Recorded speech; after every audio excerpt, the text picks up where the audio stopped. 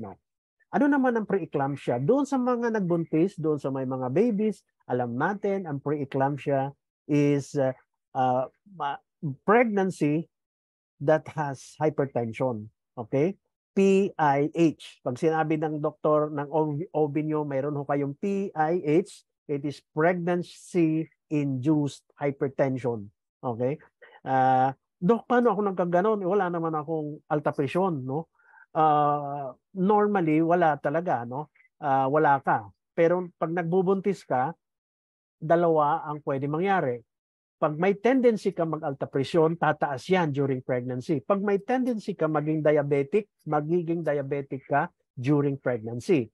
Huwag ka mag-alala kasi after pregnancy, bababa din ang blood pressure. Bababa din ang sugar mo. No? But it is a reminder na, hey, you have a tendency na mag-alta presyon. Hey, may tendency ka maging diabetic later on in life. Kaya alagaan mo sarili mo. It's a warning for you.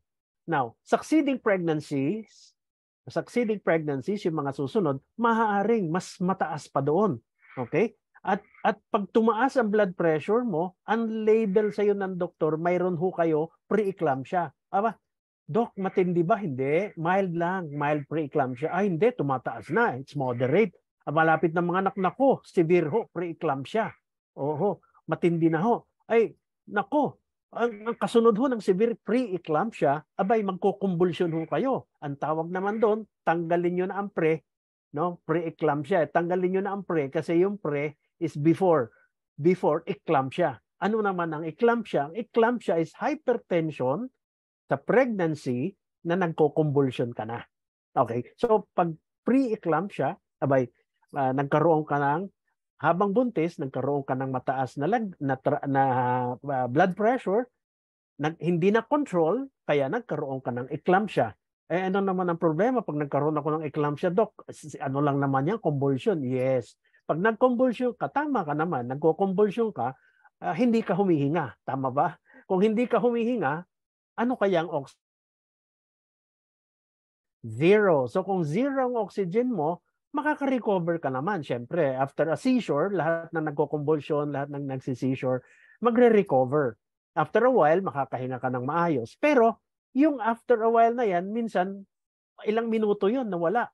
And can you imagine, ikaw lang bang iniisip mo, tandaan mo, buntis ka. So kung hindi ka humihinga ng ilang minuto, kawawa ang baby mo. You see, that's the problem. So the problem is, pag naggagaganong ka na, mapapansin mo, ang doktor mo, magkakandara pa na lagyan ka ng oxygen. No? Basta kahit mag-eclampsia ka, mag-convulsion ka, abay, yung baby mo, hindi agrabyado ang baby mo, hindi maaapektuhan ang baby mo. No? It's important. This is also the reason why, pagdating ng severe preeclampsia, or pag nag-eclampsia ka na, papatahanin ka lang. Pag wala na yung iyong convulsion, then sasabihan ka na, Mister, yung Mrs. niyo ho, baka mag-eclampsia ulit. Umulit, ay kailangan makalabas na ang baby. So, ano ang kasunod? Cesarean section. O kahit lang pre-eclampsia pero severe na, natatakot na, baka mag-convulsion, ay kailangan cesarean na makalabas na ang baby. No? Now, anyway, that's going into details na, no? Kasi it does not necessarily mean na kapag ka nag-pre-eclampsia ka, unang eclampsia, kailangan cesarean section, no? Hindi naman. It is an option ng iyong OB na pwede niyang gawin to save the baby and to save the mother. Bakit? Kasi baka matagal pa magli-labor. Kung matagal pa magli-labor at alam na ng doktor mo, ng OB mo, na ikay magkakaroon ng convulsion, in a while, maapektuhan ang baby mo, labas na natin yung baby niya para hindi maapektuhan. And at the same time, pag nakalabas ang baby mo, behold, after the delivery of the baby, ang blood pressure niya suddenly babagsak na. Okay? It is life-saving for the baby and the mother. So it's important that you deliver the baby. But I always tell my trainees, yung mga tinitrain namin na nag-specialista sa OB, but there is one exception. Pagka malapit na lumabas ang ulo ng baby. Ba't ka pa magsisisaryan kung nandoon na yung ulo ng baby, palabas na, induce mo na lang para makalabas ang baby at ma-deliver ang baby at bababa na ang blood pressure at most important of all, naka-libre siya ng bayad sa cesarean section. Okay? At may pambili siya ng elixir placenta. Okay, now, preeclampsia, polycystic ovarian syndrome. Maraming nakakarinig na niyan sa inyo. Mayroon akong PCOS kung tawagin, no? Polycystic ovarian syndrome. Polycystic PCOS, no? Ibig lang sabihin noon, marami, marami, no? Maraming cyst, polycyst ang ovary ko. Okay, pag marami siyang cyst as early as teens, mga teenage pa lang marami.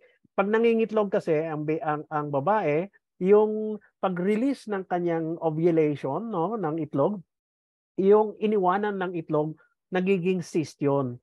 Pero liliit. Yung iba, hindi lumiliit. Nagtutuloy-tuloy lumaki. Pagka may cyst, mas mataas ang estrogen supply. Kanya, kung mataas ang estrogen supply at hindi bumababa, anong sinabi ko kanina? Pag mataas, tuloy-tuloy, manas, tuloy-tuloy, walang mens. Kasi sabi ni Doc, pag bumaba ang estrogen, doon lang magme-mens. Tama. So, Doc, 3 buwan na ako wala pang mens. Buntis kaya ako? Hindi. Check mo. Baka may PCOS. Di ba? So, ang problema ng PCOS, irregular ang mens nila, bihira magkaroon, at matataba sila. They are overweight. And ito pa ang matinding problema, lalo sa aking specialty at the moment, no, na beauty, pagka they are not only overweight, pero mayroon din silang acne problem.